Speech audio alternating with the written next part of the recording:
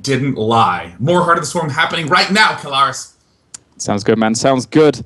After first game, I mean, there was a little bit of back and forth there between the Widow Mines and a little bit of that assault that we saw from Todd, but game 2 is now on the way. I have not got an invite. I would love one. Maybe they haven't even hosted the game yet. We'll see. Maybe no one knows what's going to be happening. It's total anarchy and chaos here in the chat channel. Yes. I will actually take this brief moment in time to note that literally everything about Heart of the Swarm is frickin' sweet. Yes. The interface is gorgeous. You know, I will say there's, I don't know, have you ever done any software development? No. Or coding or anything like that? You know, it's... Did some website stuff, but that's about it. Well, okay, that's perfect because, you know, it's so, like, anytime you're building something that someone, like, interacts with, there's the 99% of activities that they'll do, and then there's, like, the stuff that very few people will use. Yeah. And it's so easy to be like, screw it. We don't need to make sure that that page is pretty or that it's easy to find, because if they're really looking for it or they really want it, they'll figure it out. But it's so incredible to see that, like, literally everything from Blizzard is always super on point. Like, all the abilities keep changing. And if you go to, like, the tech tree menu, you will see everything correspond perfectly with, like, new little animations and stats, and every overlay always pops up perfectly in the right dimensions. There's, like, no glitches like that, and it just makes me be like, Blizzard QA team. They do their jobs well, apparently. Yeah. I know one or two of them. They're doing it all right. So, anyway, what was I going to say? You're right, though. I mean, Heart of the Swarm, especially this last patch, specifically,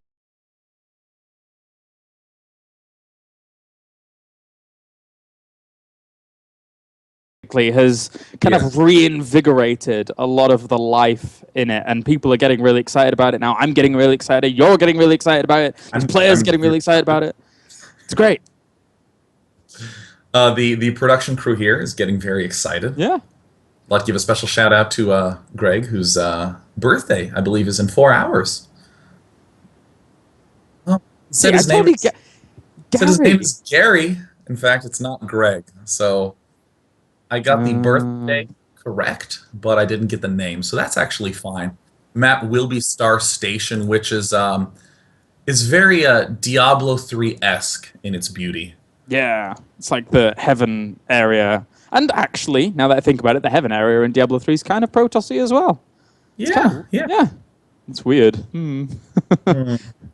Heaven is Protoss. Who would have known? You know, let's talk. I want to talk a little bit about, you know, the patch changes that came out. Everything's gone haywire, but it's not just with the new units. It's also the old stuff, like the Reaper getting amped up, the Medevac getting amped up, Dark Templar being basically free, Void Ray being completely changed. I mean, what are your thoughts on some of those, just like those StarCraft 1.0 units? Well, my first thought on that was me just playing a lot of Heart of the Swarm games and just making Dark Shrine every game straight away, because you can sort of do it on, like, as you're expanding, you can get away with doing it, like, on one gas, which is just silly. Until you actually want to take some more gases later on. It's very strange. But yeah, just mixing it up in general, it makes it feel like a new game. I mean, it's an expansion, sure. It's an add-on to the previous iteration, but it adds all these extra weird dynamics that are going to mix up the metagame so much that it will always feel new and fresh and great and... so good. So good. TYVM Blizzard Entertainment spawning in the top right corner. It is the Iron Squid tournament, a French tournament, and why not invite one of the most famous French pro gamers of all time? It is Roots Todd. He's doing pretty well for himself. He wants to do a lot of more casting, actually, as well, and he did actually cast some Iron Squid with me, which was an absolute pleasure to cast with him. And he's, I understand, even has like a YouTube channel up where he's been uploading some of his commentary. Yeah. It's awesome. I'm going to have to check that out. All right. And spawning down in our bottom left-hand corner, we have none other than Dragon spawning as our blue Terran. And I'd like to take just a moment to say that for people, if you want to play Heart of the Swarm out there, then you can go over to my Twitter, find the latest tweet, and follow the instructions there to win yourself some HotS keys. If we hit 10k viewers once again here tonight, like we have done the past couple of times, me and Mr. Sean have been casting, then we'll throw out 4 HotS keys instead of 2, which is always nice to do. Oh, you are such a generous gentleman indeed, Killaris. And yes, actually, Todd's YouTube channel is Todd StarCraft, so... Okay. If you want some insight into what he's up to, and I might even investigate post-match, check it out there. Now, we're seeing Dragon not yet take his gas geyser. It looks like he wants to steer a little bit away from what he did last game, which I would say is the sort of play that works great against someone who's too passive, but is a little weaker against a Protoss who's willing to exploit weakness. I mean, we saw, what was Dragon's play? Reaper, Widowmine, Banshee. I mean, the 3 core harassment and Trixie units were tearing him Heart of the Swarm. So, again, a little bit overbold, perhaps, from Dragon. And Todd shut it down with basic gateway units. Yeah, it was, and to reiterate your point in terms of Todd potentially mixing things up here, this works out a little bit better on a map where you're so far spawning away from your opponent, because he's just playing a little bit more of a macro game at this point. And again, I mean, the spawning positions that we had on Core Hole City worked great for Todd, because he was able to get his mothership core over there really quickly, so it was able to provide the detection, whereas it would be a little bit slower on this map here with that cross spawns. Yeah, and I mean, when you're that close, you don't even need a recall, you just walk home. That's true. Dragon, wow, playing very cautiously. I mean, you look at what the modern Terrans are doing. They're going command center, then barracks before the bunker, or sometimes even barracks and refinery before bunker. So Dragon, though, feeling very precautious, just wants to make sure this game goes on. This could also be a signal that he wants to go for a very fast 3rd command center, which he does because he's a sneaky man. There it is in the bottom right. Interestingly, though. Yeah, even then, I would wonder if he wants to be going for mech or Marine Marauder. Generally, you'd say you must go Marine Marauder just to be able to defend in this position. Yeah, you need those units out pretty quickly. And if you're going mech, you just generally wouldn't have that much out before some kind of aggressive move would hit from Todd. So, I mean, he's going to poke forwards here. He's seen his opponent's natural already, so Todd doesn't really need to get any more information other than try and do some containing here. But as you said before, he needs to somehow figure out that expansion down to the bottom right is there. Now, if Todd wants to open up Oracle or something like that and takes a route that's on the edges of his on the map, then he could potentially spot this. Yeah, we're seeing that oh-so-noble mothership core move on out. Again, it moves. It's a lot slower than it looks. Yeah. For some reason, I always perceive the mothership core as being like Stalker speed, but in fact, it's quite a bit slower. In fact, it's slower even than the Zealot. So, Marines, pretty much any unit can chase it down and fire away. But Todd will get the essential scout. He's teching up to the Twilight Council. I think that's a fantastic play in this position. I do and as well. Already doing some poking. This could be 4 DTs, potentially, which we spoke about earlier. As 100-100, again, as Day9 said, it's basically for free. It's a really, really nice tool. And look at this Stalker being so annoying. This is the power of having high ground vision so early on with a Mothership Core that can be out so much quicker. And actually, Mothership Core, if he positioned a pylon here, he could warp in DTs on the high ground now that I think about it as well. Yeah, and even with them... Oh, there's the Dark Shrine already going down. Dragon's starting to pull back. Keep in mind, too, that hallucination is free. You don't need to do a research. The sentries already come with the ability in Heart of the Swarm. So this means that you have the ability to do a lot more aggressive scouting. Now, over on Camp Dragon, we see that he's going for the double engineering bay before even getting any upgrades. I think that is the absolutely, undeniably correct play. If you're going to go big macro and take a fast 3rd command center, you may as well embrace that you're delaying and just go straight for the 1-1 upgrades. That way, all pieces to your play are geared towards a powerful mid and late game. Really strong economy, really strong upgrades. Just have to make sure that the Mothership Core doesn't kill off your stim. Yep. And that mothership core, once again, having an air unit this early, I mean, I mentioned it before just to get the high ground vision, but it adds just so much versatility to the play of a Protoss, or any race for that matter, this early on. So it really does show the levels at which we can see extra little tactics come out, extra openers come out from Protoss coming into Heart of the Swarm. And I mean, this is one of the big reasons I'm very excited about Heart of the Swarm. It's just going to be ridiculously versatile. Uh-oh, and there's a Dark Templar coming in. They run right into a missile turret. My voice is giving out at this very early hour of 11:30 a.m. Oh, Todd is getting suspicious, and there he spots the hidden expansion. Oh, and he's even going to throw a pylon? Oh, no, okay. He was anticipating throwing a pylon down there, but he now has been spotted. He's going to block all the units in. Uh-oh.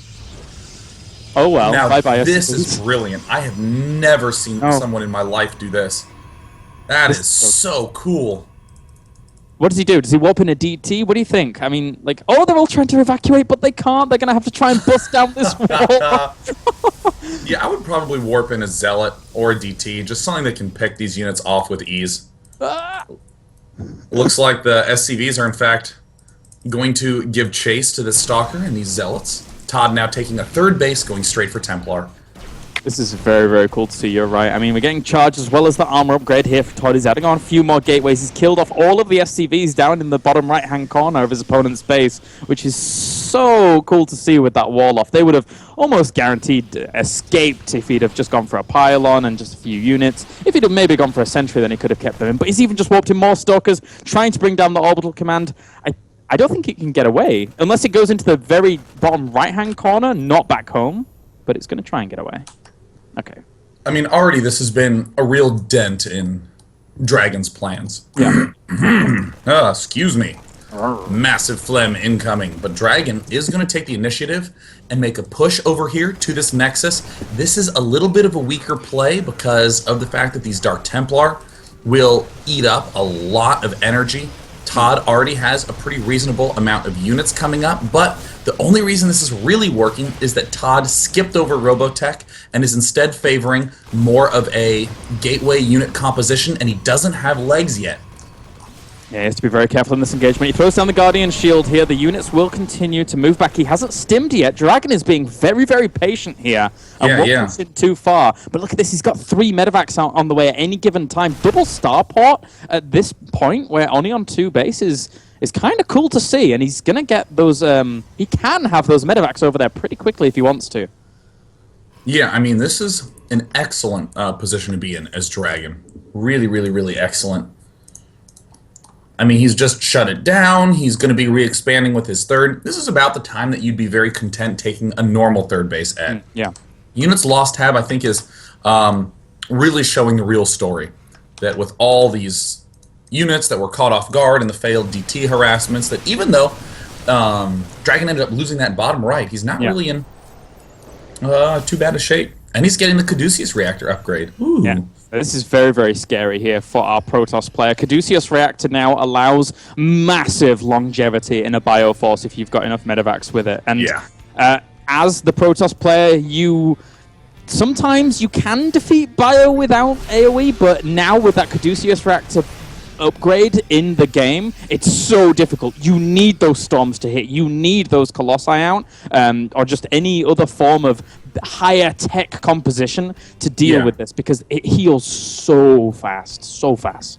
But now at the same time, you don't need to spend extra gas and time on the observers, because you can have the hallucinated Phoenix, the mothership core for detection. You can get that AoE up much faster, and that's exactly what we're seeing here. Those Templar are going to be absolutely essential. Yep, they are. He's going to try and position himself here. This is a pretty good concave potentially for Dragon if he pushes in. He dodges a storm for just a second, but walks into it again. As now the Zealots trying to charge in. Someone right in the back. Storm goes down. He's trying to separate as best he can. Really nice control there from Dragon. He's 50 supply up right now. Todd's forced to retreat.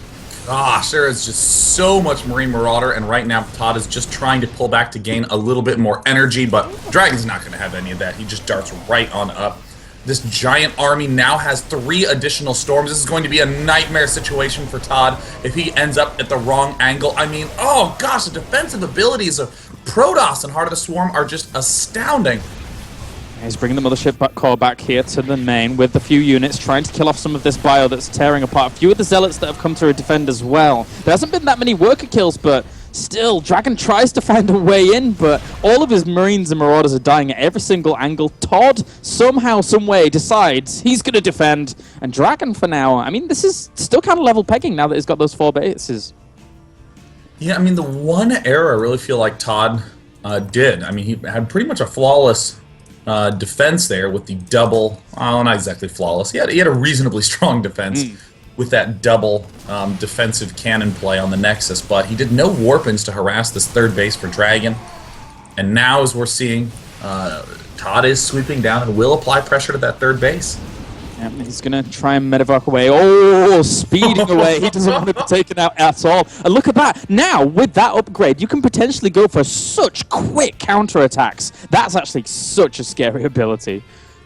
Yeah, I mean, you can actually have the medics pop out and just instantly boost them straight to the front lines. Really slick little upgrade, but now it's still 20 seconds until that boost comes back. There we go. Now finally wraps up again. And he's going to drop his units. Ninja Mode Dragon. Uh-oh. He has caught a couple stalkers off guard. We'll be able to bring down a few of them, but actually the Zealot's going to charge him regardless. He kills the mothership core. That's a nice pick off there. And one of the medevacs goes down, but they speed out of the location and try now to go for some aggression, maybe? Well, Dragon has managed to bunker himself up at the 3rd. 4th base now down from Dragon, and this is what's so exciting. I mean, look at this. Dragon is using Marine Marauder medevac with just non-stop mid-game aggression and mid-game macro to keep his opponent pinned down. There's the drop in the main base, and we're seeing Dragon spike up to 170 supply. Wow, that is a huge, huge army has accrued for himself here. Right now, Todd's going to put on some pressure at this 4th base. 30 of that supply is in workers, but still, he has a huge bio army behind this. Plenty of medevacs. He's killed off a 3rd base as well. Todd is in some kind of weird base trade scenario right now, but against a Terran. I mean, it didn't work out too well in Wings of Liberty. I'm not so sure it's also going to work out too well in Heart of the Swarm.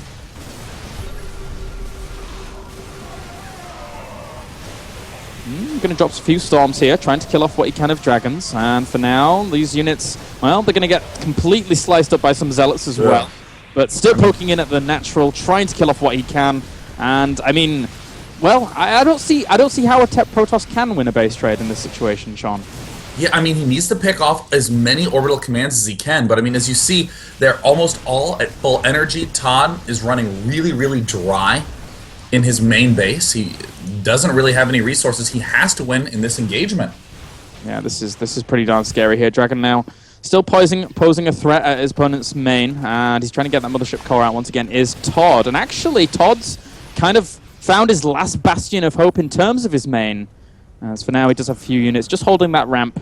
And Dragon, I mean... Oh, look at that Phoenix to be able to see up onto the high ground. Nice little play.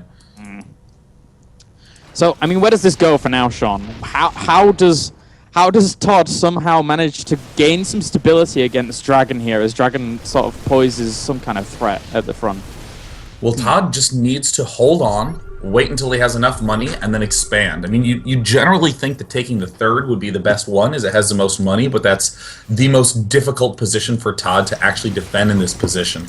It might end up being the risk that Todd has to take, as right now he is just a mile and a half behind. He's going to warp in the Nexus, and then he's going to go only High Templar warp in, maybe a couple Dark Templar for counter harass at this 3rd base, as in these low econ situations, counterattacks are much stronger. But I mean, it looks like Todd is doing the aggressive option and going for a push to be able to buy himself a little bit more time. It's not too bad a composition. He does have 2 armor and 1 weapons, but still we have out 2-2 right now for this huge bio army, which is incorporating ghosts as well. Those EMPs, guys, they haven't changed since Wall, so they're going to hurt pretty hard here, as Todd only has very, very energy-based composition in the form of those Archons. And if Todd goes for a push, he might just get disintegrated. And here Todd is poked forward, Dragon sees it, and is going to dart right on in. God, that Caduceus reactor upgrade makes those medevacs so stupidly good, and there we end up seeing a couple of EMPs blasted down from Dragon, a snipe on the Templar to take it out, and suddenly Todd has almost no big area damage left. He even might have to just warp in a big pack of units now, even though he's just earned enough cash to get another Nexus. Yeah, this is really, really hard for him to deal with. I mean, Dragon's going to throw down just scans again, trying to find some High Templars on the retreat. And he gets one snipe, gets two, picks off that High Templar. Now Todd has a little bit of a lesser position to actually defend here, and Dragon's just going to go for it. And there it is, Dragon darting up, the big stim, 2-2 units. Marine Marauder never looked so good. There's the good game. Dragon takes the win and ties the series up 1-1. Wow, that was pretty cool. I'm liking the fact that Todd incorporated the DTs with their newer cost, but I would have still loved to have seen some kind of, just pile on next to that mothership core. I know, on the fly you can't quite think of these things, but I think it would have really synergized very, very well with that play that he was using. Yeah, I mean, the mothership core, the hallucinated phoenix, anything like that, I think is quite critical. That play, taking the third command center at another main, is one of those, you have to wait a while and see what all the other Terrans are doing, and if no Terran has done it in a few weeks, then you can bust it out. But the instant that gets scouted, you can get shut down quite hard. And in fact, if you are against an aggressive enough player, you actually just end up losing control of the front of your base. There's very standard 3 gateway aggression. Outright kills the front of the base. Even if they do have 2 bunkers, they'll only have around 7 or 8 Marines when you have 11 gateway units and can easily take that out. So Dragon's certainly taking big risks in Game 1 and 2. In Game 1, it went horribly. In Game 2, it went very well. I think most kick-assedly of all, we get to see the incredible power and versatility of the medevac. Yeah. So strong. Yeah, you don't need Vikings or need Ghosts the way you did in Wings of Liberty. You can just micro and be aggressive and expand and just out-unit your opponent. Yeah, it actually adds extra cost if you can land feedbacks on the medevacs, because somebody's invested a little more into medevacs and trying to get them to work. If you land the feedback, then it removes some of that effectiveness away from the medevacs and potentially even kills them sometimes. So that makes so many different dynamics. My brain is going to explode when this game comes out for real. Well, let us take a brief break, and therefore when we come back, we can let our brains explode in a beta-esque fashion. Guys, stay tuned. The final match between Dragon and Todd right after this.